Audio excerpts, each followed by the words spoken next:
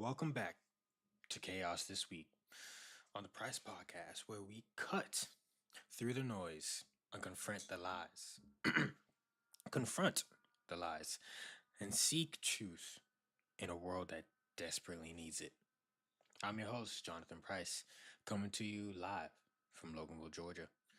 This week, the world feels like it's holding its breath.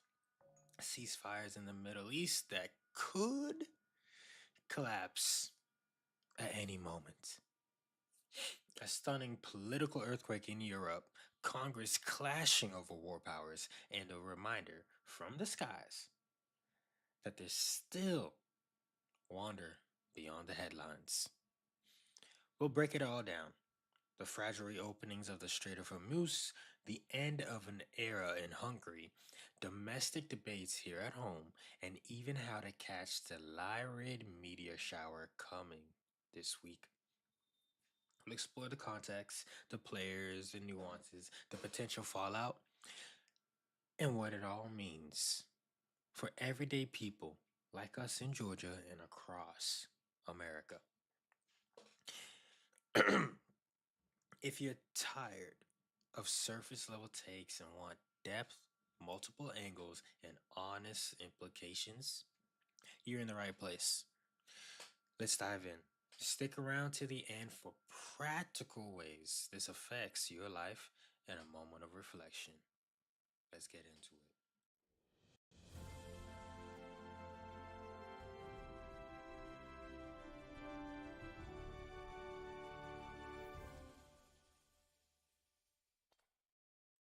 Let's start with the dominant story, the Middle East, where de-escalation signals are mixing with lingering threats in the 2026 Iran conflict and related Israel-Lebanon hostilities. On April 17th, Iran's foreign minister announced that the Strait of Hormuz is completely open to commercial shipping for the remainder of the 2-week U.S Iran ceasefire, which is set to expire around April 22nd. This narrow waterway is one of the most crucial choke points on the planet, handling roughly 20 to 30% of the world's seaborne oil trade. When it was effectively disrupted earlier, we saw immediate global ripple effects. Oil prices spiked, shipping costs soared, and analysis warned of potential fuel shortages that could have hit everything from airlines to factories. And I'm just not gonna lie, okay? I saw a post earlier where the Europe only has 6 weeks. Yes, 6 weeks of jet fuel left. Now, Trump did say yesterday that the Strait of Hormuz is completely open. We'll see how long that is, and we will be right here checking up on it. So yeah, 1 second, guys.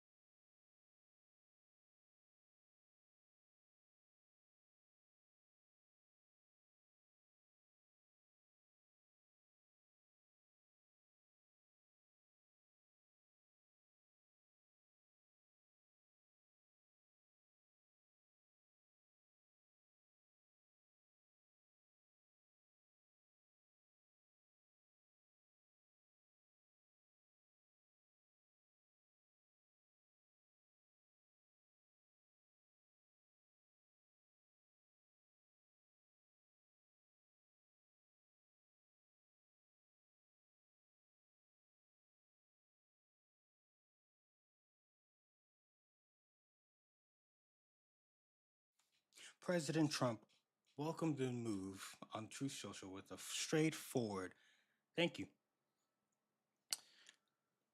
And parts until a comprehensive deal is reached.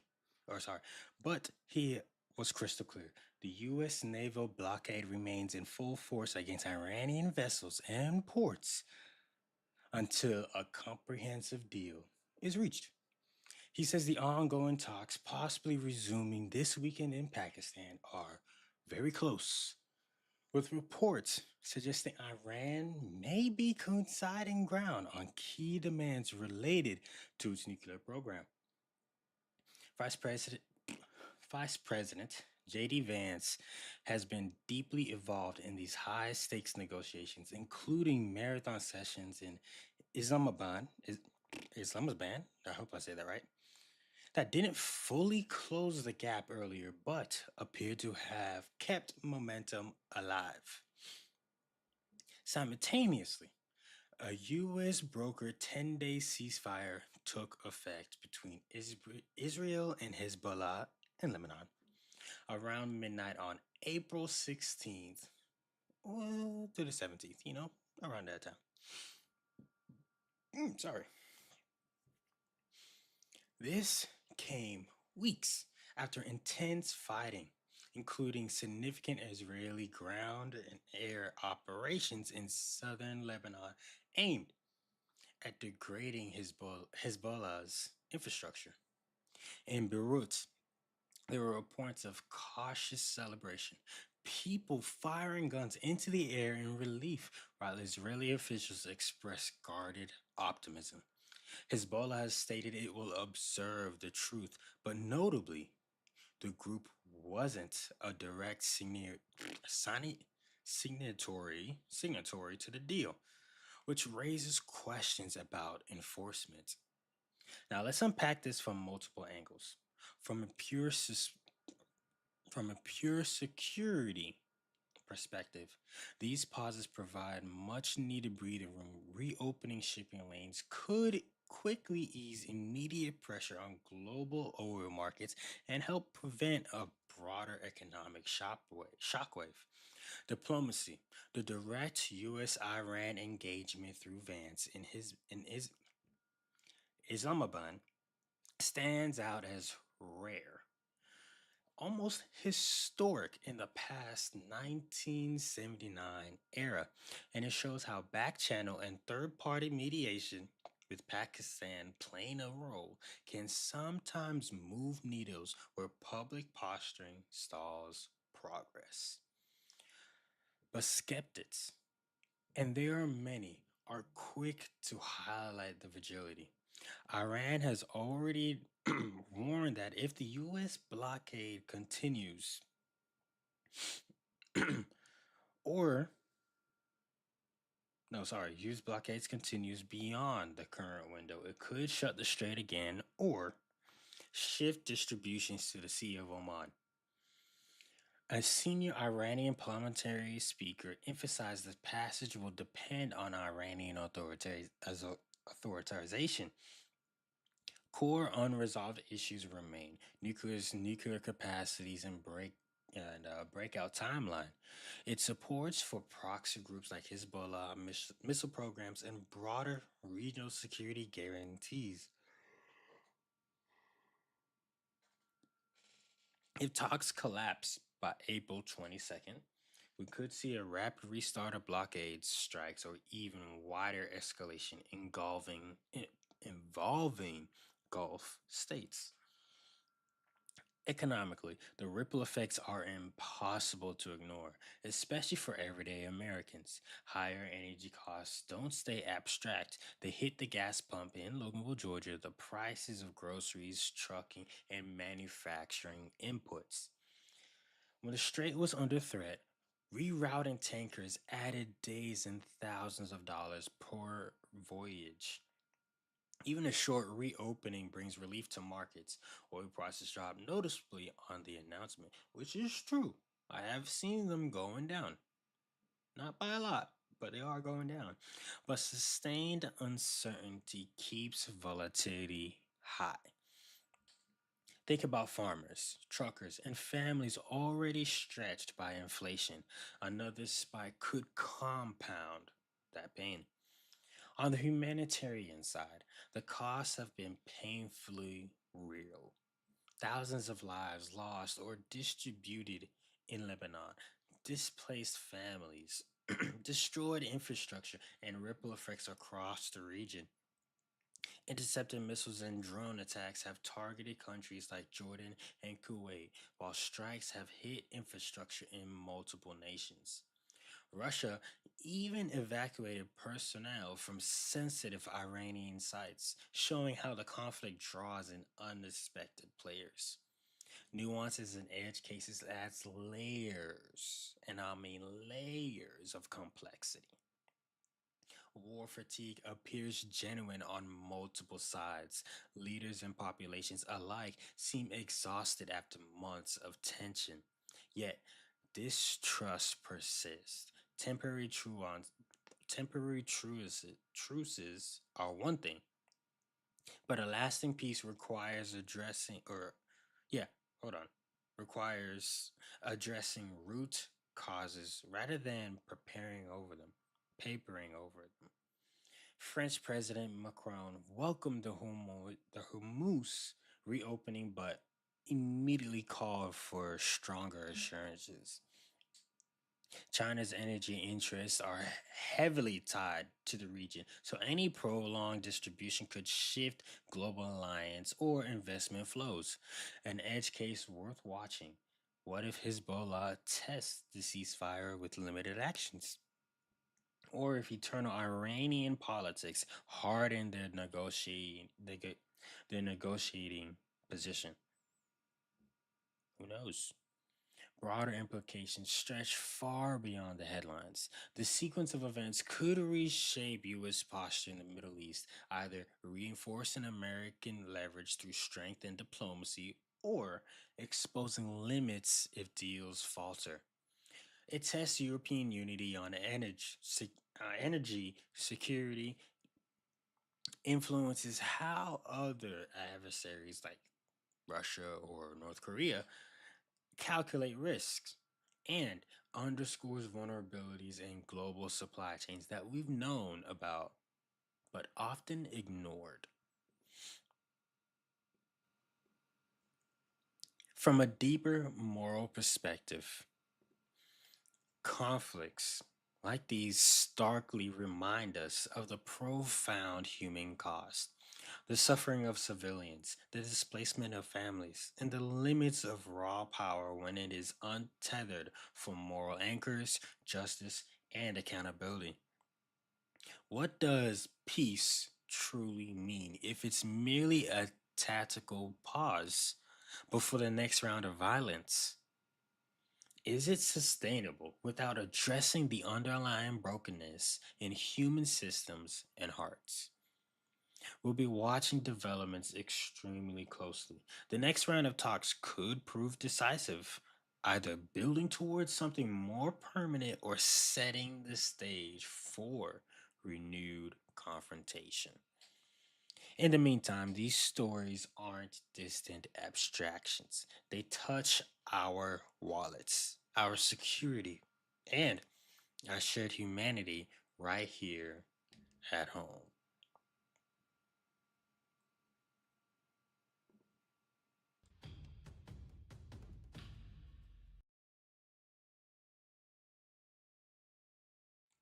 Shifting gears, but staying global. Over in Europe, a political earthquake hit on April 12th. Hungarian voters decisively ended Viktor Orbán's 16-year rule in what many are calling a landmark shift for the country and the broader continent. His, I'm going to pronounce this so badly, but stick with me. His Fidesz, I believe is what it's pronounced. Sorry if I am botching it. Suffered a major loss to Peter Magyar and the center right Tisza Party, With nearly all votes counted, Tessa secured around 53 to 54% of the popular vote and a projected two-thirds supermajority, but about 138 seats out of 199 in parliament. That's enough constitutional power to rewrite laws, reform institutions, and potentially under years of charges made under Orban. Fidesz was left with roughly 55 seats, and the far right, our homeland party, picked up a handful more. Orban conceded relatively quickly that evening, calling the result painful for us but clear. He congratulated Magyar and said Fidesz would now serve the Hungarian nation from the opposition benches. In Budapest, thousands flooded the streets in celebration, chanting Europe along the banks of the Dubai, symbolizing a desire for closer ties with the European mainstream after years of tension. Now, who is Peter Magyar? The 45-year-old former Fidesz insider and lawyer turned reformer.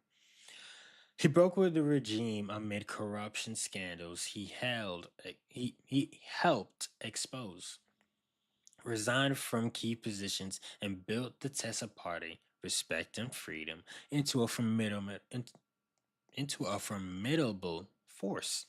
His campaign focused heavily on fighting ecod- ay, ay, ay, endemic corruption, improving governance, restoring judicial independence, and unlocking frozen EU funds, while maintaining some continuity on nationalist concerns like skepticism toward mass migration and certain aspects of Ukrainian policy. Now, let's explore the context and multiple angles here. Orban had become a global populist icon, resistant to many EU policies on the rule of the law, migration, and foreign affairs, often aligned with voices skeptical of Brussels' influence and maintaining warmer ties with Russia. His long incumbency featured constitutional change critics said tilted the system in Fed's favor, media control concerns, and economic pressures that fueled voter discontent. Record turnout around 77 to 78%, the highest in decades, showed deep public engagement and fatigue with the status quo. Nuances matter a lot here. This isn't a clean leftward or liberal swing. Teza blends center right elements with pro EU leanings. Magyar has pledged to move Hungary closer to the European Union, reset strained relations, and prioritize anti corruption reform so the country can access billions in withheld EU funding tied to judicial and media independence issues. At the same time, he echoes some Orban era stances, opposing the EU's migration pact, keeping the southern border fence strong, and approaching Ukraine's support with caution rather than full alignment. Implications stretch in directions. For the EU, this marks a significant setback for populist momentum and could ease rule of law disputes, potentially unlocking funds, and allowing smoother decision making on issues like sanctions or Ukraine aid packages that Orban had blocked or delayed. Globally, it demonstrates how democracies can still deliver dramatic course corrections, even after 16 years of entrenched power, when voters prioritize accountability over loyalty. Edge cases and political pitfalls.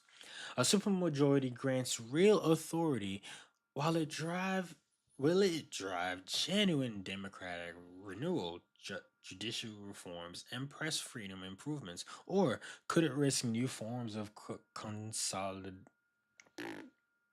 Oh my gosh! You know what? Need some water.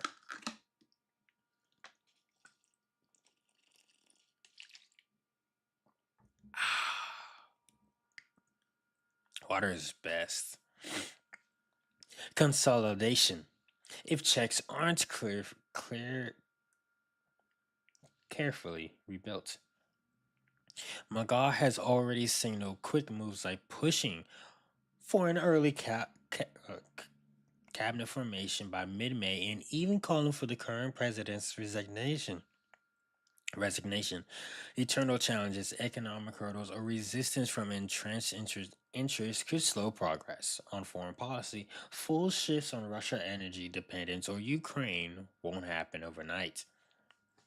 For Americans watching this, especially in conservative circles where Orbán inspired some, this underscores how incumbency fatigue, perceptions of corruption, and governance concerns cut across borders and ideologies.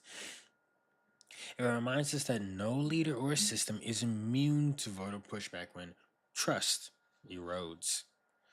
Now, what does this mean for this average Hungarian, or even for us observing from afar? Political change often arrives with promises of renewal, cleaner government, better economic prospects, and restored international standing. But history shows mixed results. Reforms can deliver hope or stumble into new problems. It challenges us to scrutinize leaders regardless of their labels, parties, or radical appeals. Truth, accountability, and moral consistency in governance matter everywhere, not just in headlines.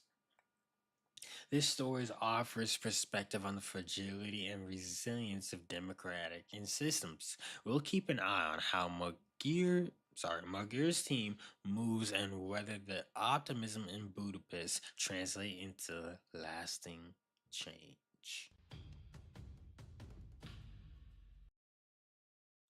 But back home now, where foreign policy collides with domestic checks and balances. In Congress this week, repeated attempts to curb President Trump's actions on Iran via war powers resolution failed once again, marking the fourth such rejection in 2026. So basically, one every single month, they have tried to stop or limit Trump's war powers. It was shot down 4 times already.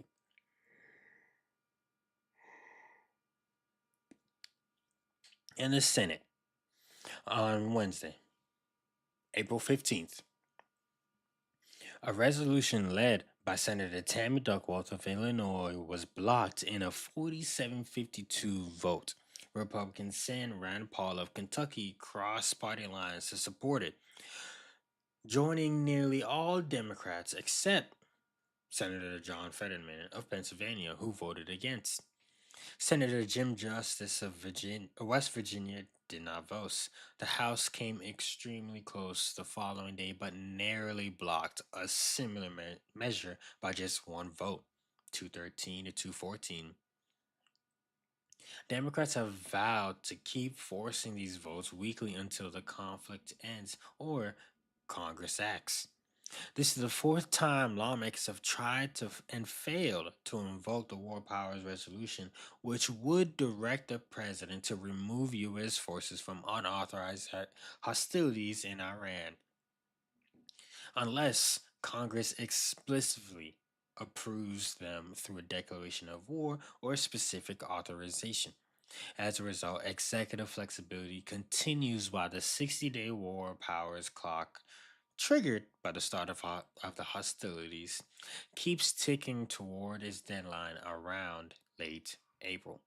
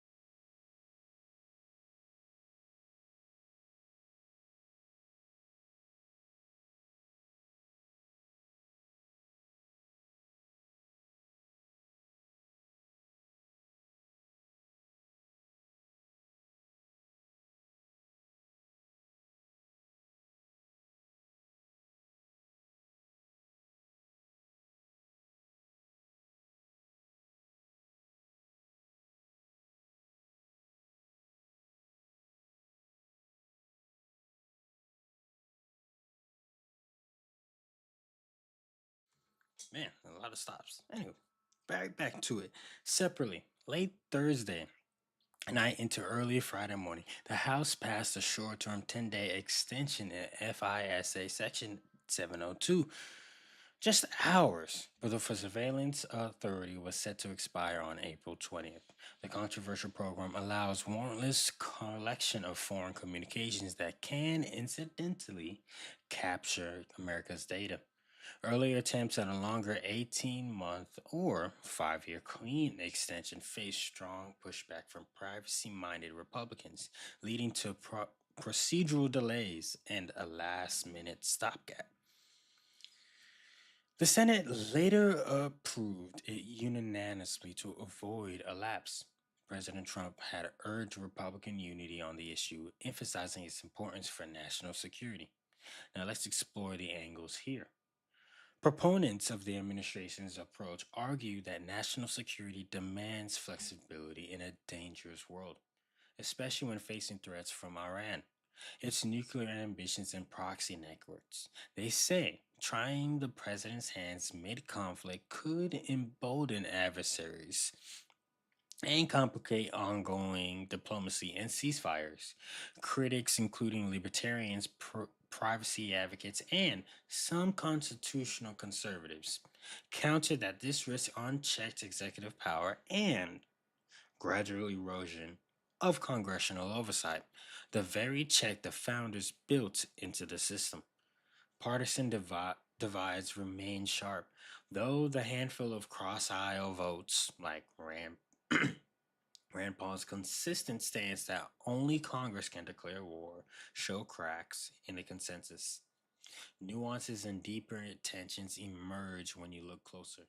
The votes highlight long standing debates over executive versus legislative authority in military conflicts, debates that have intensified across multiple administrations. On FISA, I'm just shortened to FISA.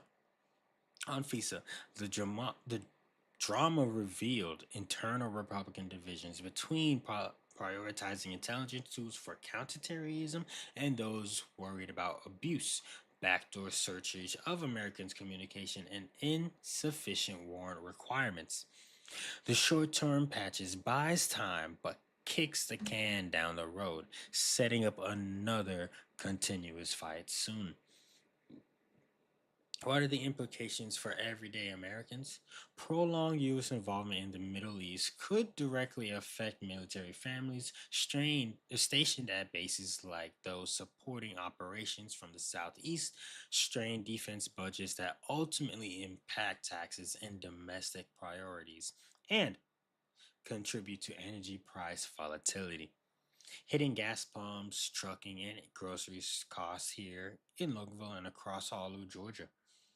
Related domestic stories, such as severe weather sweeping the Midwest or other policy shifts, remind us how interconnected global conference and home front realities truly are. Edge cases and broader considerations add important layers. If the ongoing U.S. Iran talks in Pakistan succeed and lead to a lasting deal, we may see praise for pragmatic diplomacy overriding congressional pressure. If they fail and hostilities resume, expect renewed and possibly more intense debates, with Democrats promising to keep forcing votes. On FISA, the temporary extension avoids immediate gaps in intelligence but leaves unresolved questions about reforms, data proxy, and potential abuses. In these polarized times, the core question remains: how do we responsibly balance legitimate national security needs with foundational constitutional principles and the protection of civil liberties? History shows that when power tilts too far in one direction, where executive overreach or legislative paralysis, long term risks grow for everyone.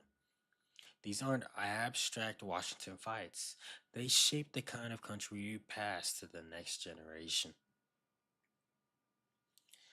Now, let's end this on a note of wonder to balance out the heavy news of this week. The Lyrid meteor shower is putting on its annual show right now, active from April 16th through the 25th, or even into the 29th. It peaks on the nights of April 21st into the early morning hours of April 22nd, especially best after midnight and before dawn on the 22nd, and I will be able to see it.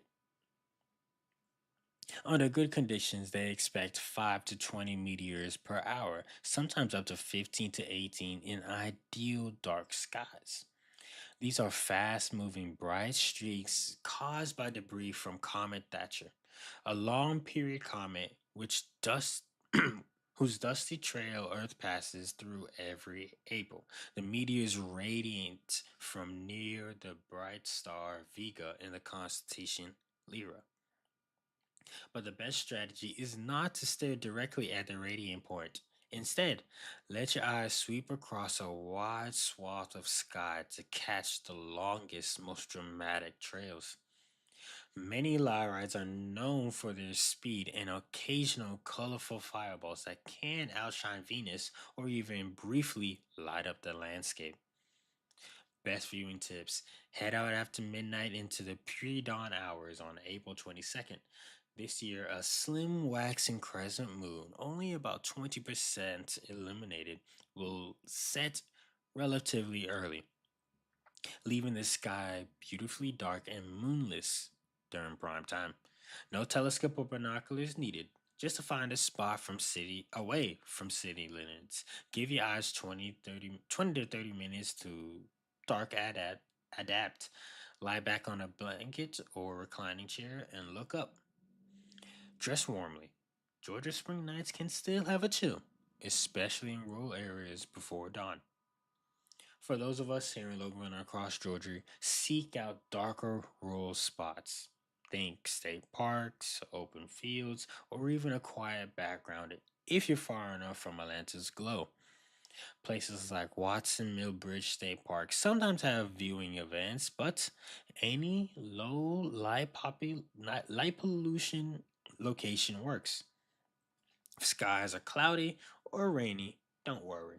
The shower is spread over several nights, so you might catch it on the 21st or the 23rd instead. Edge case bonus: every once in a while, the Lyrid surprise with an outburst of up to 100 meteors per hour. Though it's rare, it's part of what makes it exciting to watch. In Georgia, bundle up the family, bring some hot cocoa, and turn it into a memorable night under the stars. It's a perfect reminder that amid all the human conflicts, political earthquakes, it's a perfect reminder that, oh, and fragile ceasefires we've discussed today, the universe keeps moving in its ancient, steady rhythms. These meteors have been falling for thousands of years, long before our headlines, long after. They offer a powerful perspective, a sense of scale, beauty, and quiet hope that transcends our temporary drama. Take a moment this week to step outside, look up, and breathe. It might just reset your spirit after processing everything else that's happening in the world. Some final thoughts. This week shows fragility, ceasefires that demand vigilance,